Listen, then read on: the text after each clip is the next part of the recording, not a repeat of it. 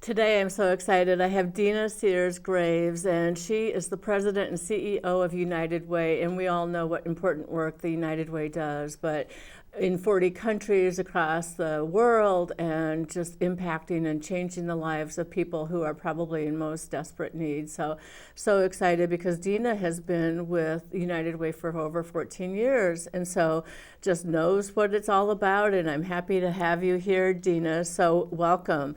United Way of Southeastern Connecticut, Dina Sears-Graves. Thank you so much for being here with me today. Hi, thank you. I really appreciate you speaking with me today. Oh my goodness, yeah. And we've already had a couple of good conversations already. So we just jumped in and you talked about Alice. And Alice is not somebody that is a person's name or anything, but Alice is an acronym. So what does Alice stand for? So Alice stands for Asset Limited, Income Constrained, Employed. So basically, and that's a fancy way of saying these are folks that are working really hard, so they actually have jobs, but still struggling just to meet and afford basic needs. And that's a tough spot to be, because if you're working and you've got a family and you're looking for housing, and housing's not cheap around here, and the cost of food has gone up significantly since the pandemic and the supply chains have hit. So what are some of the specific things that you do to help to support people who are asset limited? So we do a number of things. So I just want to jump a step back and just say 33% of people in New London County are actually that fall below this Alice threshold. So 23% are actually folks that are working. We actually have 10% fall below the federal poverty line, but 23%, which is really a huge number for this area. But we focus on four key impact areas that we focus on, and that's community wellness, thriving children, promoting independence, and basic needs. And so one of probably the most noticeable things that we do in the community is that we operate the Gemma E. Moran United Way Labor Food Center. Which is right here in New London. It is right here. Everybody knows about the Gemma Moran, and they just do such beautiful work and supply lovely food for people in New London County. Yeah, absolutely. We distributed over 3.7 million pounds of food last year, and this number has gone up significantly since COVID. So we definitely saw an increase in the need. And again, Alice was a huge population. These are folks that probably have never used services or don't use them very often, or they're not oftentimes eligible. So when people lost their jobs or got furloughed and had to stay home, these folks were really struggling to meet their basic needs. So the food center became very instrumental during the pandemic. Well, it's just so important too. How can you go to work if you're hungry? How can you learn if you're a student and you're hungry? How can you function? How can you just do basic activities of daily living if you are hungry, right? Yeah. So that food, that supply is really important. And I'm involved with the Community Meal Center in New London, and you said that a lot of the food that we get comes from the Gemma Moran. Yep. Yeah, so that's really nice, and that's one thing that you operate. Yep, and actually we provide food to over 74 different programs throughout the county, and that can be community meal sites, it can be pantries, it can be childcare programs. There's a number of different places that receive food from the food bank. But the other thing that we do that I want to talk about is we also support a network of nonprofits. Oh, yes, absolutely. And we talk about, and this is the safety net, and this is really those programs that provide services to folks that are really just struggling, and so we do support them. And again, that's so needed in our community as we're trying to work through some of these hard-pressed issues that are happening. We need to make sure that our folks are looked after, and these programs do a great job, and so we do support them. Well, I like the mission, the idea behind the United Way program, and there's over 3,000 nonprofits in just the area of New London County on the shoreline. Yeah. And each one wants our dollar, and that's the nice thing about United Way, in my opinion, that you can give to one source, and then there's a threshold or a criteria that you establish, if I'm not mistaken, that you will ask them to kind of validate what they're doing, how they're doing it, and then they do diligence, right? Or you do the diligence of deciding whether or not this is basically a worthy organization that you would put the money for contribution, correct? Yeah, that's correct. But a little bit different, though, is what we do is we actually utilize volunteers to help us in this decision-making and vetting process. So Nice. we use 60 to 70 volunteers who actually come out and look at all our programs. They look at applications, they do site visits, they look at their financials, and then they're actually the ones that make the funding recommendations. So based on their assessment and what they're seeing and what they hear, they're the ones that actually make all of the decisions. And when we bring those back to our board of directors, who then vote on the slate that they're going to fund. Interesting, very interesting. Because I know I'm retired now, but when I was working, a certain portion of my salary or paycheck would be distributed to the United Way, and the more the merrier, right? Because there's matching funds with other organizations a lot of times. Yeah, absolutely. And we love, folks that actually donate, and they do through the employee campaign. They're the ones that are doing the allocations process for us, nice. Which is a great way for them to actually see where their dollar goes. And and it's a great volunteer opportunity. So if anyone's interested, we definitely would welcome you to come and be part of our process. So how do we get in touch with you, Dina? Is there a website, the United Way of Southeastern Connecticut, that we should go to? Yes, you would actually go to www.uwsect.org. www.uw. Nope, uwsect.org. Got it. Okay. Good to know. And that's just a beautiful thing that you do for people. So, no.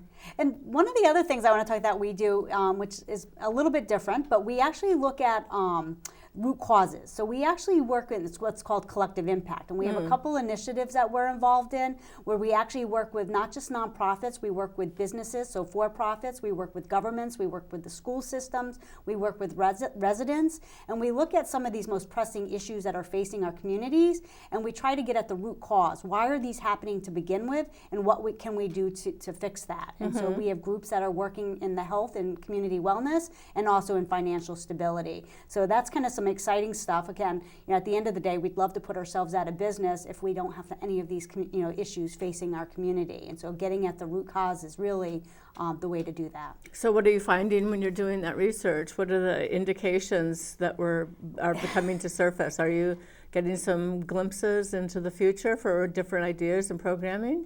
Yeah, we definitely are. And again, we're looking at where in the system is it broken? Where can we make the most impact? Where can we make changes? So policy change is a huge one. So, becoming advocates around a lot of different legislation that's out there is a big thing. Even just on the not just on the governmental side of it, but some of these local policies that, they're kind of old policies that have been around that need to be adjusted. So we're looking at those, and again, trying to think outside the box for programming, and what is in it, because it's not just about funding things and creating a new program to solve these things. It's really looking at where in this pipeline or what's happening in this system that we can actually make some adjustments to, and maybe change kind of the flow or the process. To see if we can make some changes there. It's a long process. It's not something, again, a lot of these issues didn't come around in a day. Of course it not. actually, takes a long time. So it's going to take a long time to kind of ravel a lot of some of the things that are happening in our communities. Well, as I told you previously, my role as a speech pathologist and working with kids and doing intervention, I always felt like the parents were the most important people to get on board with whatever it was I was trying to accomplish with the students.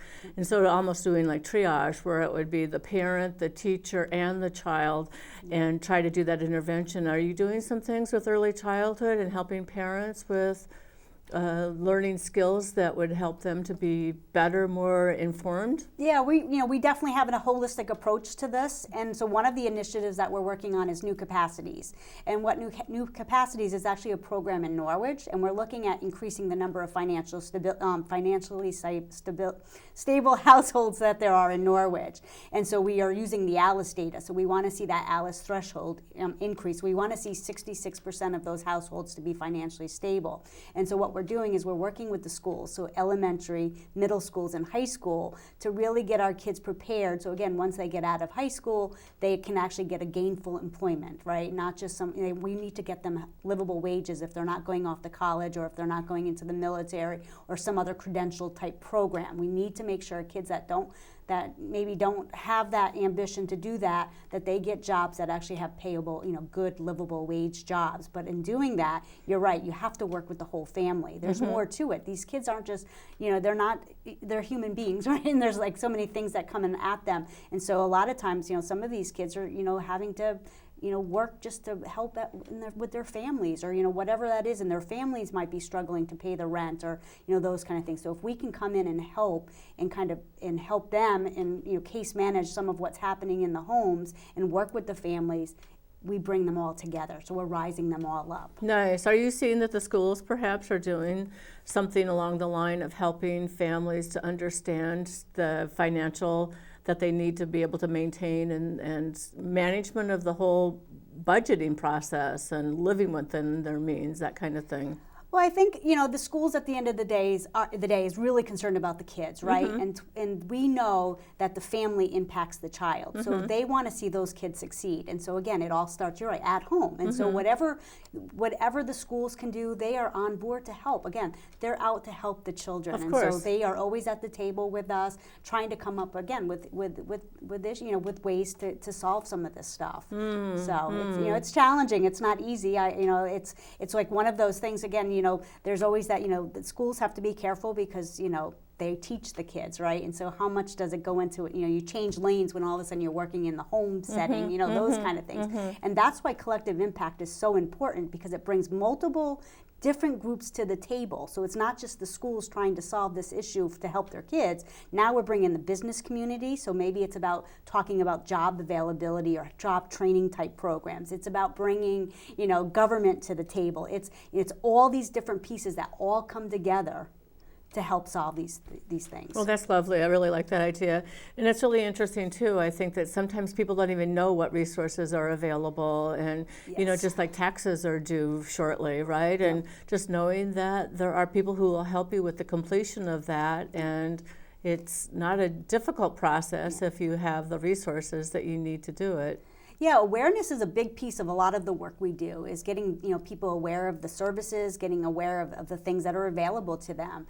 And a lot of times we really have to be more intentional with that kind of stuff, because a lot of times we'll use information will be will be sent out one way, and not everybody has access to it that way. Right. So we need to be a little bit more intentional so we can make sure that information is distributed equitably to everyone. And how do you do that? And so that's a lot of the work that we're doing, is trying to get information out to people so that they are aware. And what is the population of the area that you serve for New London County? How many households? Do you have an idea of that, or general overall population? So we serve all New London County, and it's about 256,000 people that live in New London County. I think I'm not sure of the household count. I think it's average 4 probably per household. I can't remember. I was going to say, I think it's 107,000 households or something to that effect.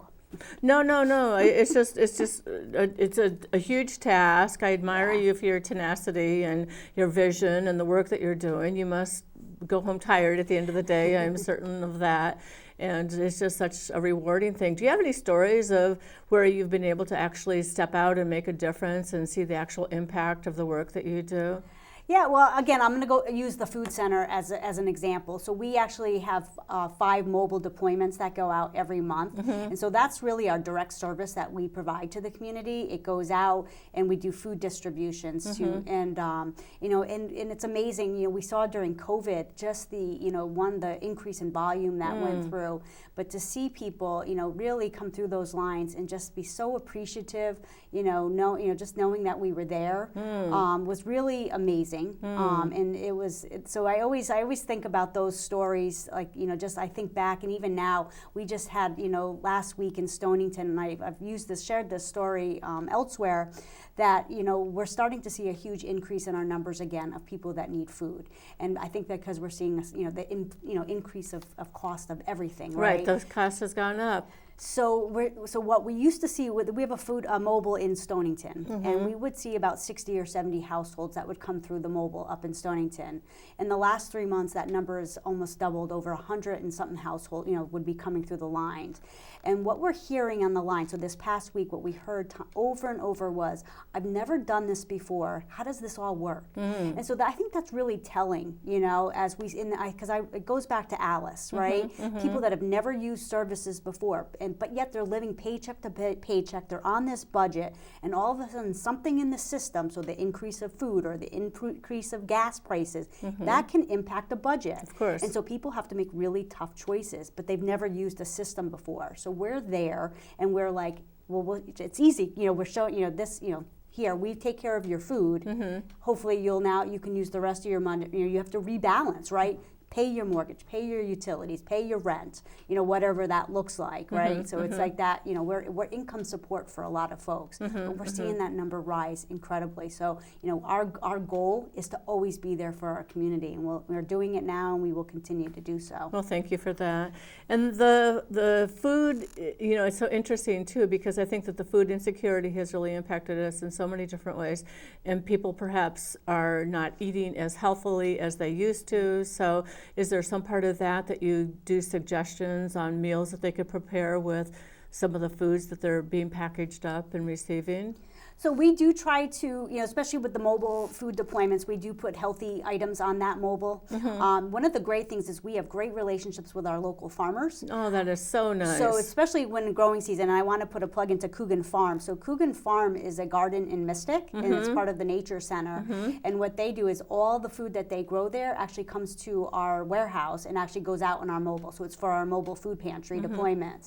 And so again, this is a way to get healthy food into our community. And with that, oftentimes there'll be things that people are like, I don't know how to make this, or what is this, And so we'll provide recipes, nice. And we try to offer suggestions, and sometimes we'll have people that'll come out and do demonstrations on how to cut it or how to prepare it, things like that. COVID definitely changed some of that, sure. because we weren't able to do it like that as much. But as we get, hopefully as we're kind of coming out of COVID, hopefully we'll be able to do more of that. So when you talk about this mobile unit, what should I imagine? Is it like a van or like a food truck, or what does it look like? What is it? Yeah, it's a big truck, and it actually, the sides all go up. There's awnings on it. It almost looks like it's like a mobile farmer's market, essentially. Again, pre-COVID, we'd actually put all the tables out around it and put all the food out, and people could come through, select what they want. Obviously, with COVID, we had to change our process. Of course, everything changed. So now we do a drive-through model where people drive up. They still have choice. They just go from station to station in their vehicles. If people don't have cars, we do have sections that they can still walk up, and we can take care of them that way as well. That's really nice. Kind of reminds me as a kid, there was a mobile library that would come around through the neighborhoods, but we would check out our books and return them, but it wouldn't be the same. You just get the food and you go home and make it and enjoy it. Yeah. But at our mobile sites, we also enlist the help of other community resources, and we'll have people come out. We'll have health. Like little demonstrations kind of thing, or signing people up for SNAP benefits, or we'll nice. come out, and we'll have people that are talking about, insurance, or whatever it looks like, housing, whatever it is that we think the community needs. We'll partner with other agencies and have them come out. We'll do health screenings, and so it's all about partnership, and that's a big thing about what United Way does. Is we look at the resources in our community and bringing them together, and so we bring them together, and again, just for people to be aware, to get people in the know about what is available to them. We're trying to help, and again, we're trying to improve our community. Oh, that's really nice. Yeah, because again, if you've eaten and if you've rested well, then that's half of it, right? So that's really interesting. So innovative ways to provide healthy food for people. I guess that's kind of what you're saying pretty consistently. So. And I know Fresh New London was another organization that you probably partnered with, and I really liked that program. I was involved with them a few years back, and did a lot with helping the kids understand, from seed to plate, that you plant the tomato, then it becomes a little seedling, and before you know it, it's a beautiful plant that bears fruit, and You know, we all know what a fresh tomato tastes like, I hope, and just getting that, and I know the kids that were in that program, when I worked with that previously, I've never eaten that, but then if they see it growing and start the whole process, it's just a whole nother interest and motivation for them to figure out how they would eat it or what they could do with it. So it's just such a nice project and process. Yeah, and we definitely partner with Fresh, and so they are a great partner, and we enjoy working with them. And again, it's all of us are working together. Again, everybody's not working in isolation, and really we have to always remember that. You know, we're all got to come together. Everybody's got some piece of providing to, again, at the end of the day, we're all here to help our community. That's what we're all doing this work for. And so coming together and making sure people have access to that. Lovely, very nice. And now there's some diversity, equity, and inclusion. We're all talking about that. And I know belonging. I'm on the school board in East Lyme. So, you know, just the sense of belonging and feeling like you are part of the community and that you're not being pushed aside into the corner and feeling like the other. So can we talk a little bit about some initiatives around that? Yeah, so we've always been committed to diversity, equity, inclusion. You know, I think what our United Way, we've done a lot of, talking about this and, just, how do we be more intentional and more focused in this space and really calling attention to it. And so I know in two of our collective impact initiatives, our health collaborative and our new capacities, which is financial stability, are two examples where we really weaved in DEI into those programs. Again, focusing on this because it's so important, but saying what it is. We want equitable outcomes for all. That's what this is about. This is about making sure we impact it's not just one group of people, this is everybody, this is our community. We all live together, we are who we, this is who we are, and that's what we're about. And so really making sure we're intentional in our work about that and saying that. And so that's been a piece of it. We actually just put out an RFP, which is a request for proposals, and so we're funding 3 organizations and for children's in our Thriving Children's category. And so really working with children and youth in a space and making sure that kids have equal access to different programming.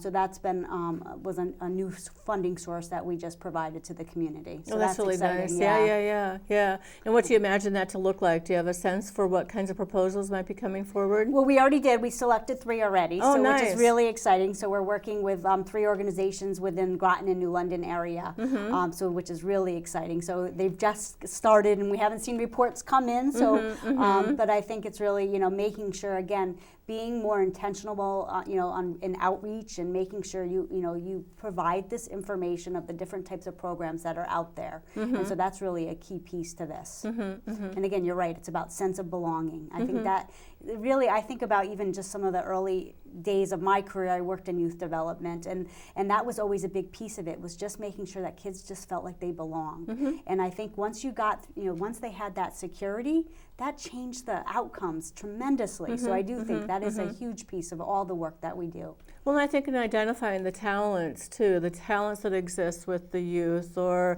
within the families, and developing those talents, and not looking at the bright kid that knows the answer and putting him off so that he or she doesn't get that opportunity to express him or herself appropriately. So doing the right thing for them. So how can we support you? How can we help you? I know that United Way it's all about getting the money, but also about getting out the word. And I think it'd be fun to show up to some of those mobile sites. What other ideas do you have? I was going to say, so we always say, obviously, donations are Definitely number one. Right, but right. volunteering, there are, one of the things, and going back to kind of COVID and some of the impact, what we saw was when people had to stay in place, a lot of our nonprofits lost their volunteers, right? People started to stay home. But so many nonprofits, United Way included, rely on the volunteers to help with our work. And so really, if anybody could come out and help with volunteer opportunities, that would be a tremendous help for our community. What are some examples of that, Dina? I'm sure you need people to do some bookkeeping. I'm sure you need, what are some top 5 things maybe? Well, I can say for us, for United Way with the food center, we have a warehouse. We have a 20,000 square foot warehouse in New London. Where is that? In New London. Okay. And so in the warehouse, so the food center, in the warehouse, we need help sorting food. So a lot of times when people do food drives and when they donate food, it comes in a grocery bag and it puts in a bin. Oh yeah. But that food all has to be sorted and expiration dates have to be checked. The quality of the food has to be checked, and that takes a lot of people power, right? I know. So that's one example that we always welcome volunteers into our warehouse to help us with that task. That's a huge one. Okay. Obviously, you talked about the mobile food pantry. We're always looking for volunteers to come out and help distribute food. We have, again, 5 of them every month, and we need to have volunteers that help with that every single month. At each location. At each location. And we're located in Groton, New London, Stonington, Norwich, or the Norwich Tathil area in Griswold. Okay. And so we try to reach all of New London County, but again, every one of those sites do need volunteers. And then just the nonprofits themselves, not just United Way, but other nonprofits. So my recommendation would be to call, if you have if you really like children, or if you really like health, if you go to our website, you'll see the breakdown of the different partners and agencies that we work with, and you can see which ones fall into those categories. And we encourage people to call them. How can I help? People are always looking for board members, so people that can actually help with the governance of their nonprofit, as well as just doing direct service work. And the direct service is really where I think you get the greatest level of satisfaction. Yeah. I have a friend who started to join me at the meal center, and she said, I leave there in such a happy state of mind, knowing that I was able to make a difference and help to prepare the food and serve the food and then clean up afterwards. So at the end of the day, it brings joy to the person that you're doing the work for, and it brings joy to the person who is able to volunteer and give a little bit of their time. So it's just such an important thing to be able to do. And tell me again the website in case somebody wants to hear it. Sure, it's www.uwsect.org. That's easy enough, right? Okay. So we're going to be posting this up on a YouTube channel so people can see it there as well. And we want to promote the work that you're doing. And is there anything else that I didn't talk about that you would like? We just have a couple of minutes left. I just want to say thank you, and I want to thank the community. If there's every time I have an opportunity, I want to say thank you to all the generous people in our community. Whichever way they come to the table and help in all this work, but just thank you. Again, this is our community. We're all in it together, and I'm just so grateful with our community. Again, I'm born and raised from this area, so for me, this is really personal. It's home. And it's home. Yeah. And again, I just want to just thank each and every person that comes and helps and just helps our community. Oh, very nice, Dina. Well, it's so nice to meet you. And if anyone wants to be on Stories Worth Telling, you can reach out to me. It's katesteele@gmail.com, or you can contact the studio. So it's just a great thing to do it. At the end of the day, I think that spreading that joy and spreading that hope and helping the systems to function more appropriately with better equity for everybody is really what we need to have happen. Yes, so, agreed. Okay, thank you so much. Excellent. Thank you very much.